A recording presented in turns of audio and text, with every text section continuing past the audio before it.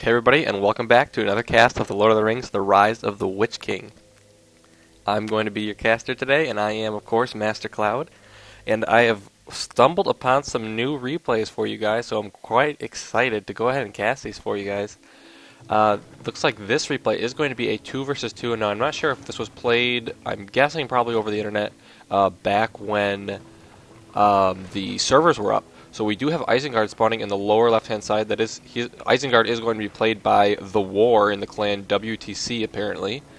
His ally, I would assume, down on the left-hand side, also Isengard, yes, also from the clan WTC, is going to be Buddy. So we have two Isengards. And then up in the top, of course, we have Star Rico as the Goblins. And looks like some birds here actually being summoned to check out what the enemy spawned as. And SunnyBroken as the Elves. Now it looks like one of the Isengard players does go ahead and use the Crow's ability there. Let's see who used that one. That's going to be Buddy. He went ahead and used the... Oh boy, I can't pronounce that. Creebane. It looks like to figure out exactly what they were. So that means... one of one things. It means that they were playing random and they did not know what they were spawning as. So this is going to be, I guess, an all random game. So we have two Isengards, Elves, and a Goblins. Now it looks like the Goblins have opened with a Goblin cave off the start, of course. Now remember, on this map, I'm sorry, I forgot to say the map. The map is going to be Buckland.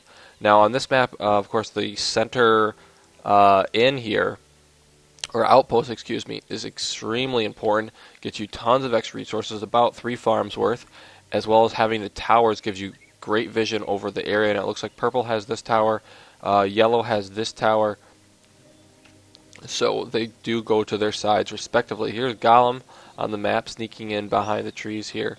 Of course, no one has spotted him quite yet. Now we do have some goblins moving out. I'm not quite sure where they're going. They might be going straight for a cross attack here against the other Isengard player. Now, the Elves have gone for an early green pasture to get out some horsemen, so this is going to be a pretty aggressive opening, it looks like.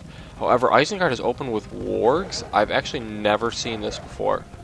So he's opened with a warg pit, and it looks like there's going to be a slight skirmish here in the center. Meanwhile, why do we have a beacon going down? Ah, Wildman opening for the other Isengard player, Sunny. I believe his name was Sunny, wasn't it? Oh, I'm sorry, Buddy. Someone's name around here is Sunny. So Buddy is going to be using those Wildmen to try and harass here. However, there's like a second group of goblins already out, ready to protect. It'll be interesting to see if these Wildmen can take this all the way down or not. Meanwhile, it looks like those horsemen were actually taken out. I don't see the horsemen anymore. Oh no, the horsemen have come up here to help with this. And no, those wildmen barely get anywhere on that mine before they fall. A second group of wildmen has found a different mine though, but these horsemen again going to be able to get here in time, and will they be able to save it? The answer is yes. With one charge of those horsemen, the wildmen are dead. So I think that this strategy from Buddy down here might not be the most effective. Of course, now he's gone for the Uruk pit, gone for some pikemen to help protect these wildmen. However, at this point he's lost 2 units to none. Now it looks like the outpost was almost captured there, but at the last second they actually canceled, or they killed them off. So the outpost might actually go here to the War, as he has several pikemen in the middle now, and that's going to greatly restrict what the elves can do with these horsemen.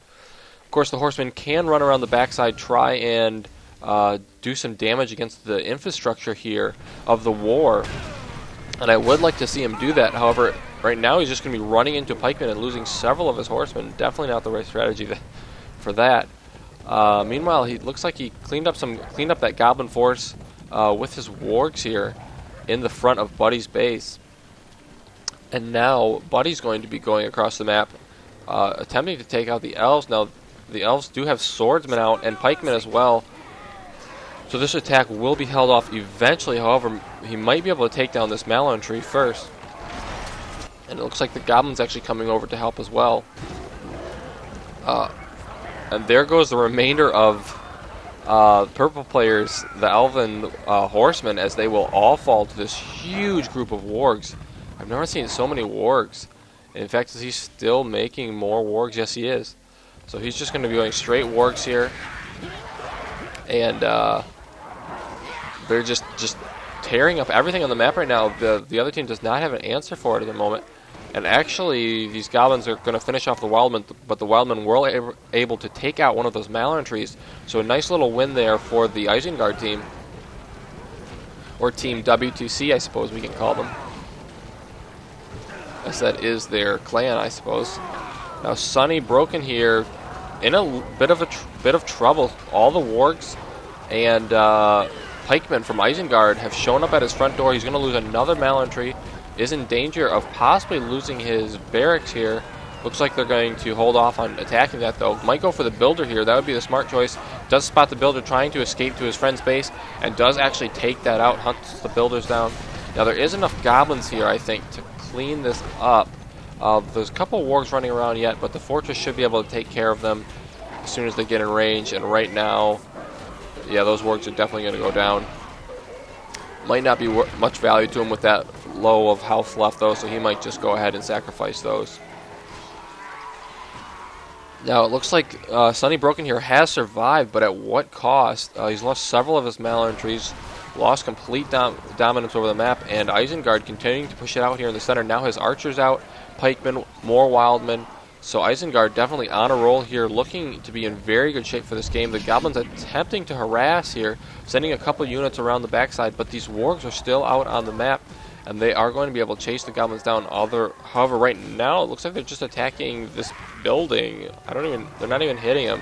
So he needs to pay attention to that, the war, and try and run these through the goblins here.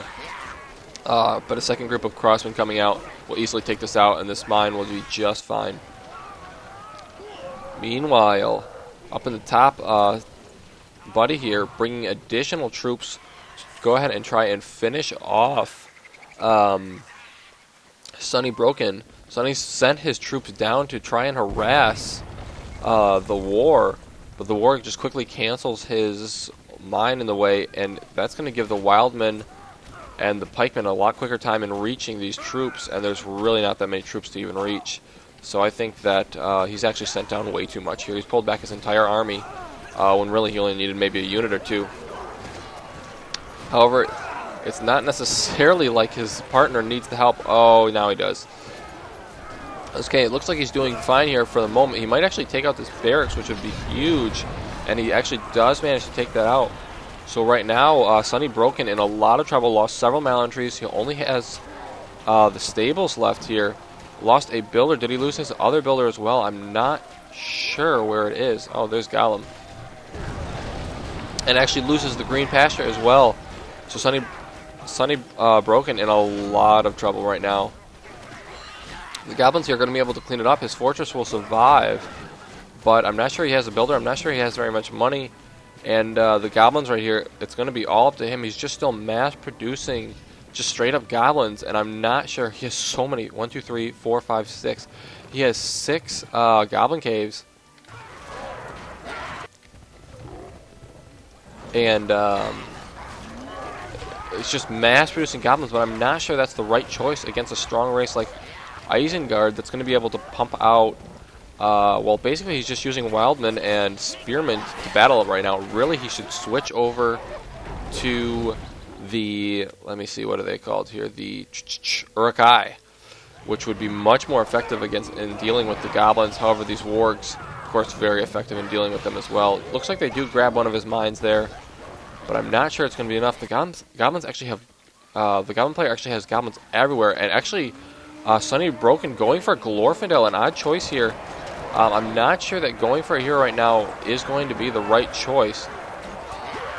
Wildman summoned here to take out the remainder of the enemy pikemen. I believe that it's going to be the goblin summoning, but these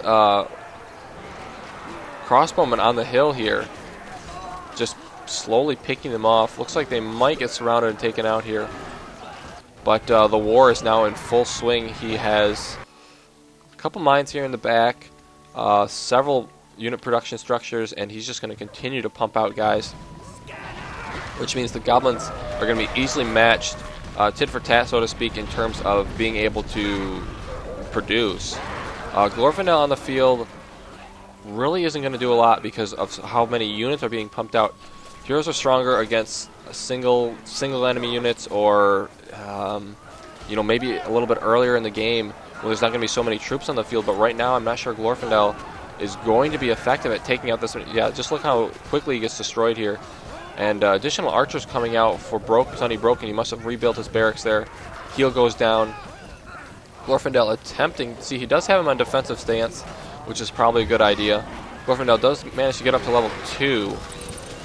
But now the entire force and Lurch shows up from Buddy. Additional goblins continuing to harass back here, though. The goblins are doing a nice job of harassing. However, he does have the furnace industry bonus spell cast now on one of his furnaces, so he is making plenty of income. And with that, they're going to clean up all the troops in the middle. Did Glorfindel survive? The answer is yes.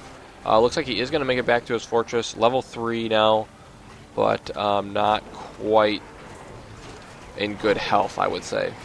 And actually turns around here, uses the blade ability. Not sure he wants to use that right now, as Glorfindel really needs to retreat from the battle, not engage in it. And actually, it looks like we do have the war switching over to some Uruk-hai. I think a smart choice considering the enemies that are on the field. Glorfindel grabs another level, but is very weak. He definitely needs to fall back.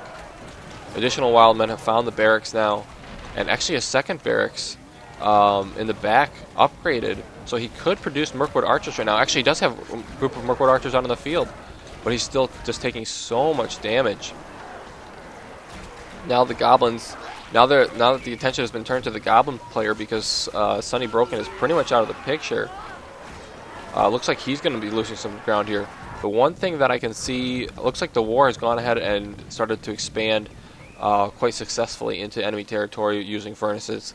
I would like to see the same from his partner here, and yeah, he's just going to start that now. Buddy over here finally rebuilding some of his infrastructure, making sure to sort of secure the win, not let the goblins come back, make sure he has enough money in case his troops get destroyed. Glorfindel's still battling up here, and the one shot from Lurtz will go ahead and take him out. So Lurtz up to level 2, cripple shot, takes out Glorfindel, and now the elves looking to be in a lot of trouble. Callum's still sneaking around up here, but it's just not going to be enough. And I think at this point, it's as the Goblin players' caves begin to fall, it's going to be GG. I can't imagine the Goblins being able to come back and win this game. Stranger things have happened, but it looks like actually I missed the fortress going down of SunnyBroken, and no, he's just going to go ahead and destroy his building. He quits and says, you know what, I cannot hold this off anymore. He had one builder left, but it was right in there, right in view, and completely surrounded. They're probably out of money as well. And with that, the Goblin player is going to agree and say, there's no way I can hold off this continuous stream of units from 2 players, and slowly destroy his buildings and call for the GG. So there you have it. Congratulations to WTC, WTC's Sunny or Buddy again, Buddy and the War, and he's actually going to upgrade his fortress. Heck, why not? Just in case there's who knows what's coming around the backside. So he's going to go ahead and leave his fortress for the Isengard player to destroy. Alert shows up, activates that ability. Alert's actually up to level 7 now. And there you have it, guys. Good game from the clan WTC. And looks like they are going to take the win. So I hope you guys enjoyed that game. Please stay tuned to my channel for more videos. Thanks, guys. Master Cloud signing out.